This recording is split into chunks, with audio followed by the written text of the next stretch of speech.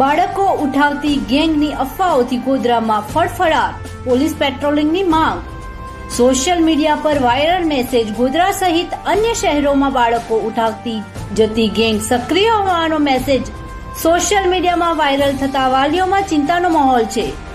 ગંભીર વિષય. પવિત્ર રમજાન માસ દરમિયાન બાળકોની સુરક્ષાને લઈને લોકોમાં શંકા અને ડર જોવા મળી રહ્યો છે. તંત્ર સામે સવાલ. સ્થાનિક લોકોમાં ચર્ચા છે કે તંત્રની બેદરકારીના કારણે આવી ગેંગને મોકળું મેદાન મળી રહ્યું છે, જેના કારણે પ્રજા લાચારી અનુભવે છે.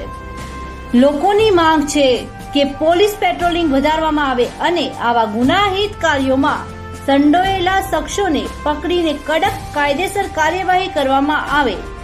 ગોધરા શહેર. રિપોર્ટર યુસુફ ચરખા.